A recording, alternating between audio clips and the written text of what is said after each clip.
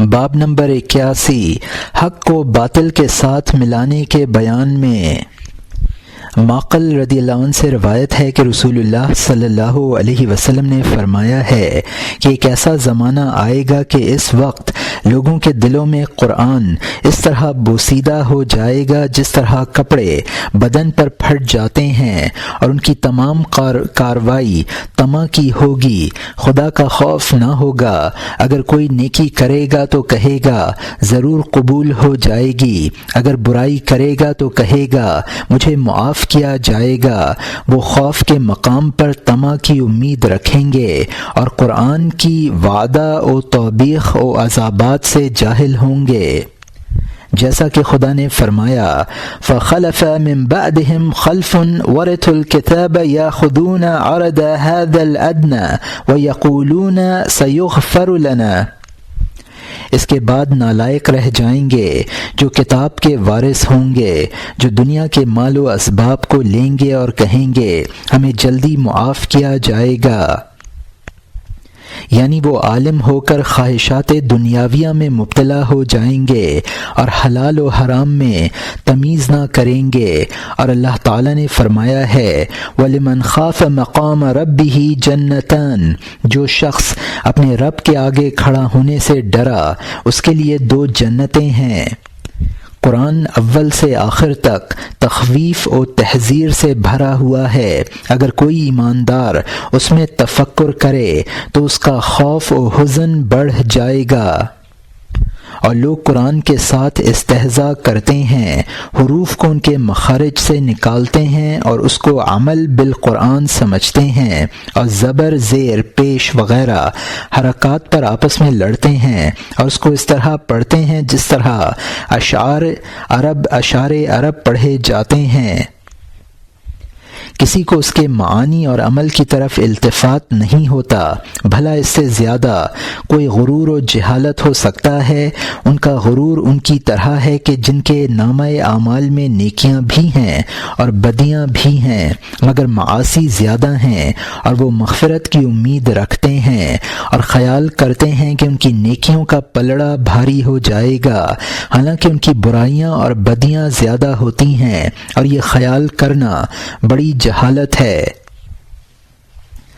ہم دیکھتے ہیں کہ ایک شخص حلال و حرام کے چند درہم صدقہ کرتا ہے اور اس پر فخر کرتا ہے، حالانکہ اس کا سارا مال مسلمانوں سے غصب کیا ہوا یا شبہات و حرام سے ملا ہوا تھا، اور وہ یہ خیال کرتا ہے کہ 1000 درہم حرام کو 10 درہم حرام و حلال کے صدقے کرنے سے ہضم کر دیتے ہیں۔ اور یہ ایسا خیال ہے جیسا کوئی شخص 10 درہم میزان لے، ایک پلڑے میں رکھے اور 1000 درہم دوسرے پلڑے میں، اور چاہے کہ 10 درہم والا پلڑا 1000 درہم والے پلڑے سے بھاری ہو جائے، اور یہ بڑی جہالت ہے۔ بعض کا یہ خیال ہوتا ہے کہ اس کی نیکیاں اس کی بدیوں سے زیادہ ہیں، وجہ یہ ہوتی ہے کہ وہ اپنے نفس کا حساب نہیں لیتے اور اپنے گناہوں کا شمار نہیں کرتے۔ جب کوئی اطاعت کا کام کرتے ہیں تو اس کو یاد رکھتے ہیں اور اس کا خیال رکھتے ہیں، اور روز مرہ کی دیگر برائیوں اور بےہودگیوں کا حساب نہیں لگاتے جو ان سے صادر ہوتی رہتی ہیں۔ مثلا ایک شخص زبان سے استغفار پڑھتا ہے اور ایک دن میں 100 دفعہ تسبیح پھراتا ہے، پھر جا کر مسلمانوں کی غیبت کرتا ہے اور ان کی پردہ دری کرتا ہے، اور سارا دن فضول، نامعقول، بے حد و حساب بکتا رہتا ہے، اور دل میں غرور کرتا ہے کہ وہ 100 دفعہ استغفار کرتا ہے اور تسبیح پھراتا ہے، اور اس بات سے غافل ہوتا ہے کہ اگر وہ اپنے سارے دن کی فضولیات و مکروہات کو لکھتا جاتا تو اس سے تسبیح و استغفار سے 100 گنا بلکہ 1000 گنا زیادہ ہوتی، جن کو کرامن کاتبین لکھتے جاتے ہیں۔ یہ شخص اپنی تسبیحات و تحلیلات کے فضائل کو خیال کرتا ہے اور غیبت کرنے والوں، کذابوں، نماموں اور منافقوں کے عذاب کی طرف التفات نہیں کرتا، یہ تمام غرور و وسوسہ شیطانی ہے۔ بخدا اگر کرامن کاتبین اس سے اس کی فضولیات و مکروہات لکھنے کی مزدوری مانگتے تو وہ اپنی جان کو ان بےہودگیوں سے روکتا۔ بس افسوس ہے اس پر جو اپنے نفس کا محاسبہ نہیں کرتا